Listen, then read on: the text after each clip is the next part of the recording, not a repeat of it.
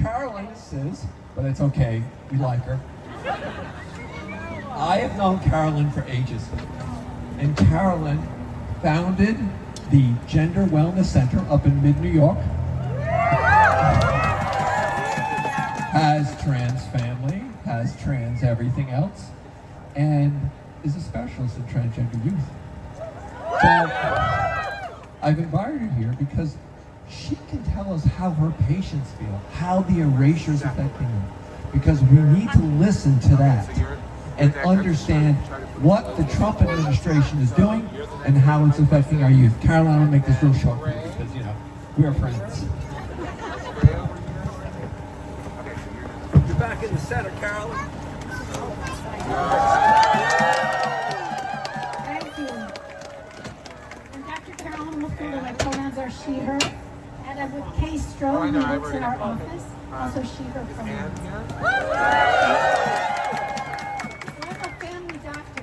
Also an expert in transgender health.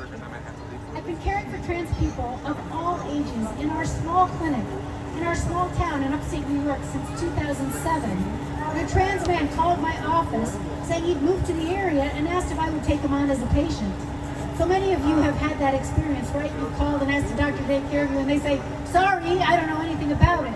Well, that's what I said too. I'm sorry, I have had no experience with training and I can't take care of you. But he was persistent. He said, I can't go to Philadelphia every time I need care. And somebody said, your office would be the place to go. I can teach you what to do. So you know what doctors do when they come across something they've never seen before? A patient with a condition they've never seen before? They think to themselves, what if this person was my grandmother? What if this was my child? What if this was my neighbor? And that's what happened to me. So I spent the next couple of months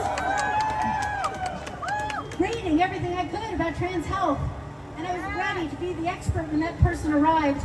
And when he showed up, he wanted to talk about arthritis in his knee and how to stop smoking. So that was the first patient, and after 5 years I had 5 more patients.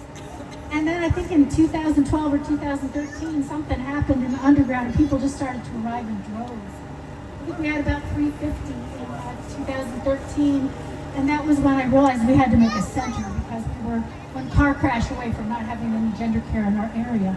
So we formed a team and we got a grant from the Robert Johnson Foundation and worked for 3 years to create a center, an interdisciplinary center for transgender health in our rural-based community. Today we have 5 medical providers, 3 mental health clinicians, 5 surgeons, and we've served several thousand patients from our tiny clinic in our tiny town. Patients come from all over the state, and patients are now flying to get care from North Carolina, from Texas, from all the states with bans. They're flying to our little town to get care. We care for a large number of trans youth in our clinic, and recently our patients and families present to our clinic in crisis. Yesterday I saw a teen I'll call Emily, who I've been seeing for years and had recently started on hormones. She was shaking when I walked into the office. Is Trump going to take away my medications? She asked me in tears. The bullies she faced in school had been emboldened by Trump's executive orders. Someone wrote, trans people have no right to exist on the bathroom stall that she used. Someone else wrote trans freak on her desk. Those kids who are up there, they told it like it is. And this is another school that pretends to be affirming. They're trying to be affirming. This principal did take it seriously and was trying to work with the parents, but it's insidious, the bullying. I talked to the parents about filing a complaint through the Dignity for All Students Act, the DASA complaints. But Emily's father was fearful that this would bring more attention to his daughter and their family. The mother had been too scared to go get the kids' hormones at the pharmacy. She was afraid she'd be locked up. The family was trying to figure out how to leave the country to keep their child safe. Emily was becoming more depressed, more withdrawn, having panic attacks before going to school. And we had a 20-minute appointment to unpack all this. So be patient with us, people, when we're late for your appointments. There's a lot going on. I said, families are now traveling to New York State to get medical care. And that's expensive, right? Flights, hotels, rental cars, meals. Only the privileged can afford to come to New York State for care. I hear from my colleagues in the States about what happens to those who lose access to care. A recent publication demonstrated an increase in suicide attempts among trans youth in the States with medical bans. Legislation that causes an increase in youth suicide makes no sense to me as a doctor. I want to assure all of you, and especially the doubters, that we are very careful in our assessment and treatment for trans youth and their families. We don't rush these major decisions. We take time, and sometimes it takes years for kids to figure out what their path is going to be. All major medical societies endorse the kind of care we provide, and our protocols are based on clinical evidence.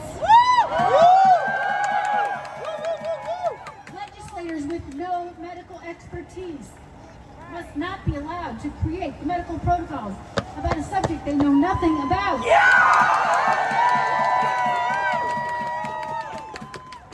Legislators must not be allowed to interfere with the decisions the parents make with their child, when those parents are trying to do their best to understand and support their child. Say yes to ensuring access to care for our beautiful gender-gifted youth. Yes! Say yes to creating safe spaces in schools and communities so that our youth can thrive. Say yes to supporting and protecting the clinics that provide this care, because my colleagues are facing death threats. They're hiring guards outside their clinics. We just put locks on our doors. As I worked in this field, I learned that it's not enough to just be a doctor.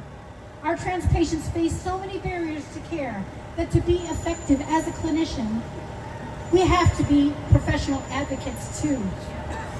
We have to form partnerships with schools, community-based organizations, our legal advisors, our legislators, our coaches, religious leaders, and teachers.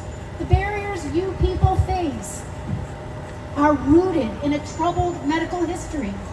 I found that I needed to learn about and understand this history to break down the barriers to care that serve as this legacy. About 6 years ago, I partnered with trans activist Dallas Denny, who cannot be here today. She's a trans elder who has done amazing things. Let's hear it for Dallas Denny.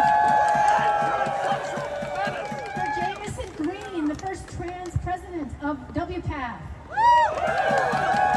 and Kyan Lynch to research and document the history of transgender medicine.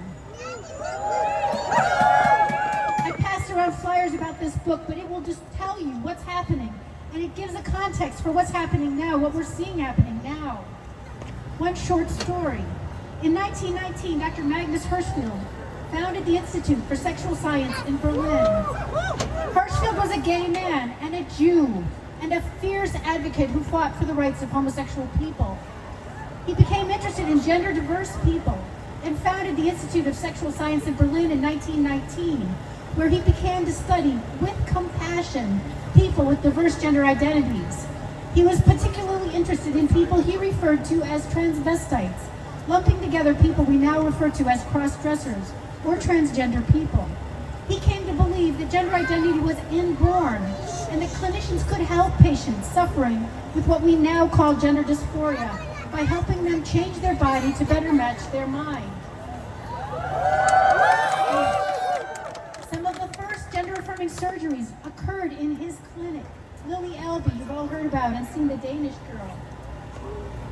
In 1933, Hitler called Hirschfeld the most dangerous Jew, and the Nazis burned his library. I'm sure you've all seen pictures of those book burnings, right? The book burnings. Many of those are from the burning of Hirschfeld's library, burning his years of research, and probably the records of some prominent Nazi people who felt that maybe that library shouldn't exist. Hirschfeld fled the country and died in exile 3 years later. History is repeating itself.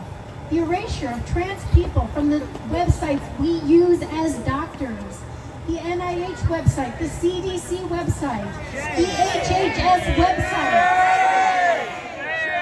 It's a chilling echo of those early days in Nazi Germany. Many trans people died during that time, and many of my patients are fearful that we're entering similar times. We learned a lot as we wrote this history book, as we put it together. One of the authors, Taryn Gundling, is here in our midst. Thank you, Taryn.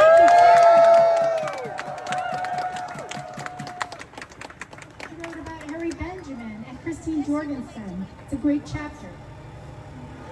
We learned about the tremendous courage of transgender people like Christine Jorgensen, who drove the development of transgender healthcare in our country by telling doctors what they need.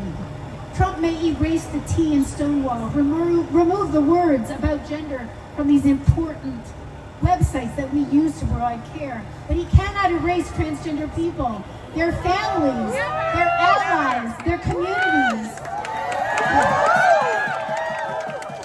cannot erase the clinicians who admire their courage and are committed to fulfilling their medical needs.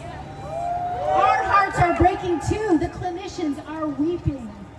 This history zigs and zags, 3 steps forward, 2 steps back. The 4 editors of this history book hope that our collective work will contextualize current events. It's another step back. We are seeing right now a big step. But the arc of this history has always and will continue to move forward towards an increasingly nuanced understanding of gender identity and improved treatment options. We must stand up now. We must organize and fight to keep access to this medically necessary care for our teens and adults.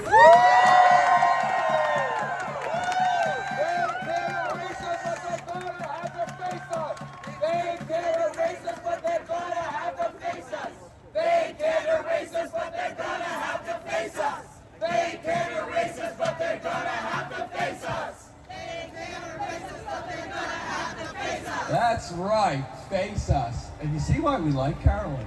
Let's give a big thank you to every health